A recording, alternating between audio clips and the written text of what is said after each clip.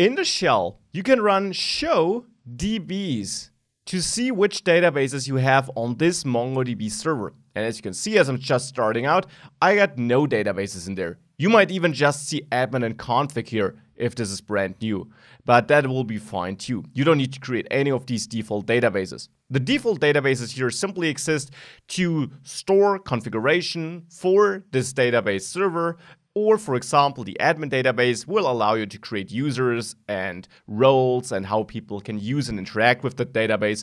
All topics we'll cover later in the course. So we got no database in here.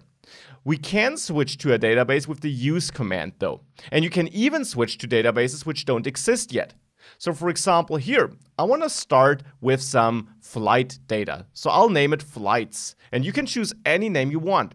If you hit enter, you see that we switch to the DB flights. But if I type show DBs, we still don't see that, even though I did switch to it. The reason for this is that this database does not get created before we start entering data in there. But if we do start entering data, it will be created automatically and implicitly, so we don't have to create the database in advance.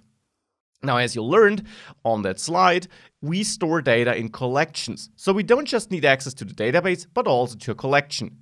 Now, we got our flights database, and in there, let's say we want to store some flight data. You can reference the database you're currently in, so in our case, the flights database here, with DB. And then you chain commands by typing a dot and then the command. And one command, in quotation marks, is that we type the name of a collection we want to interact with. Let's say we have a flight data collection named like this, and this name is also up to you. Now, this is a collection which also doesn't exist yet, but just like a database, it will be created on demand once we start inserting data. Now, to insert data, we type another dot, and now we can type some query commands. Commands that allow us to get data out of the collection, would be hard right now because there is no data in it, or commands that allow us to add data. And there we got the insert one command, for example. As the name suggests, this inserts one document into this collection.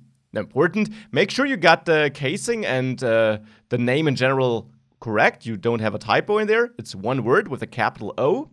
And now between these parentheses at the end here, we pass the data we want to store. Now, a document is always defined with curly braces.